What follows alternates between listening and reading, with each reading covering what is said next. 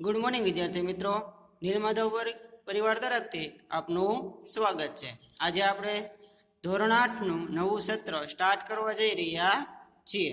આપણે થોડા basic video ધોરણ 8 માટે પણ જોઈ લીધા છે, અથવા તો આપણે ચેનલ ઉપર મૂકેલા છે, જે તમારે જોવાના છે। ઓકે, તો જોઈએ।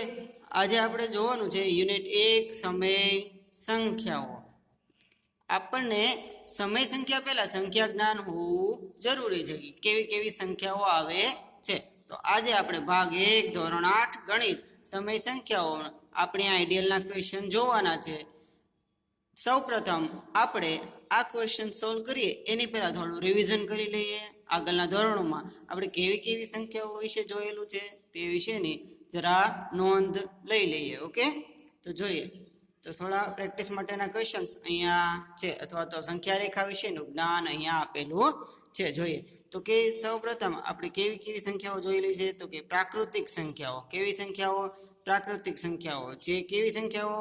તો કે 1 2 3 4 5 થી અનંત સુધી, જ્યાં સુધી આપણે ગણતરી કરી શકાય ત્યાં સુધીની સંખ્યાઓને કેવી સંખ્યા કહેવાય? પ્રાકૃતિક સંખ્યાઓ। ત્યારબાદ પૂર્ણ સંખ્યાઓ। કેવી સંખ્યાઓ?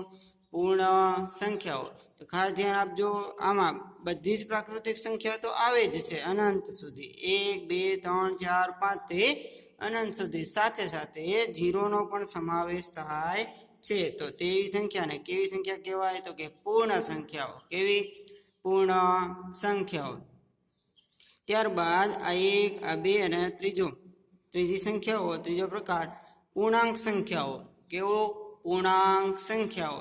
હવે પૂર્ણાંક સંખ્યાઓમાં આપણે સંખ્યા રેખા પર આવતી બધી જ ગણતરીની સંખ્યાઓ આવે એવું કહી શકાય। હવે સંખ્યા રેખા ઉપર તો ધન તથા ઋણ અને 0 આવી બધી જ સંખ્યાઓ આવે છે, માટે 0 1 2 3 4 થી લઈને અનંત સુધી, તેમજ 0ની ડાબી બાજુ -1 -2 -3 થી અનંત સુધી, એની મતલબ જમણી બાજુ ધન સંખ્યાઓ, ડાબી બાજુ ઋણ સંખ્યાઓ, આમ બધી જ સંખ્યાઓ કેમાં સમાવેશ થાય છે?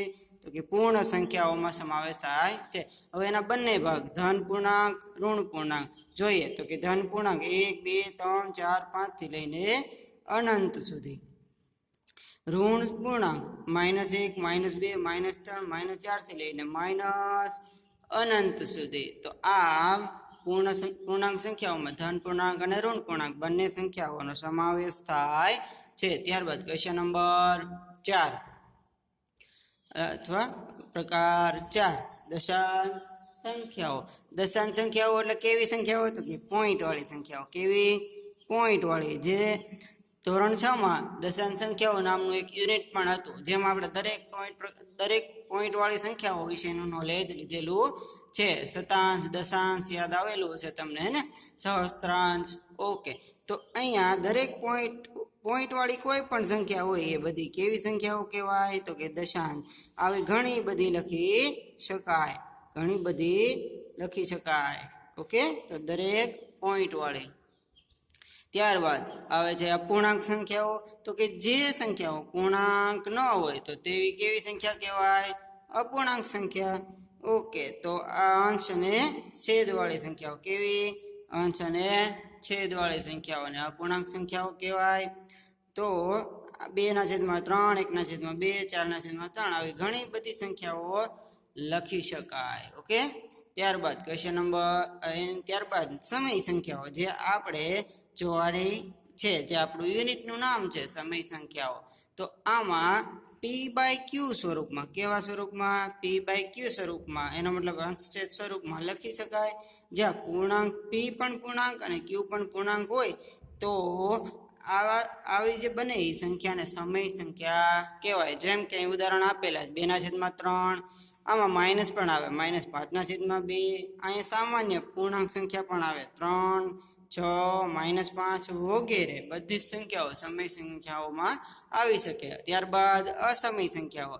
અસમય સંખ્યાઓમાં કેવી? તો કે જેનું વર્ગમૂળ ન નીકળતું હોય એવી, જેમ કે -3, -5, -7 વગેરે વગેરે અસમય સંખ્યાઓ કહેવાય। ઓકે, તો આજે આ બધી સંખ્યાઓનો ઉપયોગ કરીને આપણે પહેલો સ્ટાર્ટ કરીએ ભાગ 1 સમય સંખ્યાઓનો। ક્વેશ્ચન નંબર 1, તો જોઈએ તો કે બધી જ ગણતરીની સંખ્યાઓ એટલે કેવી તો કે પ્રાકૃતિક સંખ્યાઓ કેવી સંખ્યાઓ પ્રાકૃતિક સંખ્યાઓ ખાલી જગ્યા એ સૌથી નાની પૂર્ણ સંખ્યા છે તો પૂર્ણ સંખ્યાઓ જોઈએ તો સૌથી નાની કઈ છે તો કે 0 અને ખાલી જગ્યાએ સૌથી નાની પ્રાકૃતિક ક્યાંથી શરૂ થાય 1 2 3 4 તો સૌથી નાની કઈ થાય તો કે 1 ઓકે આમ આપણે બંને ખાલી જગ્યાઓ કમ્પ્લીટ થઈ ગઈ છે ક્વેશ્ચન નંબર 3 શૂન્ય ધન પૂર્ણ અને ઋણ પૂર્ણ સંખ્યાઓનો સમૂહ તો કેમાં આવે છે આપણે હમણાં જ વાત કરી ડાબી બાજુ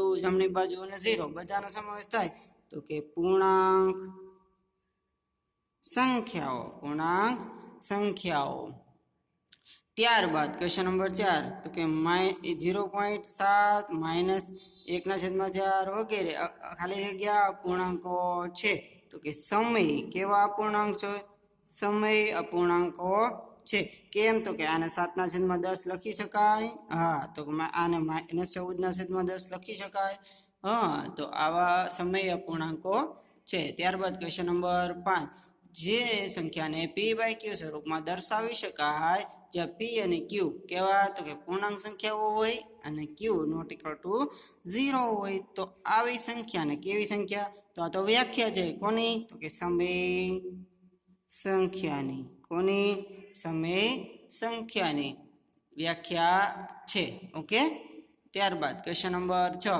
બહુ જ મસ્ત સવાલ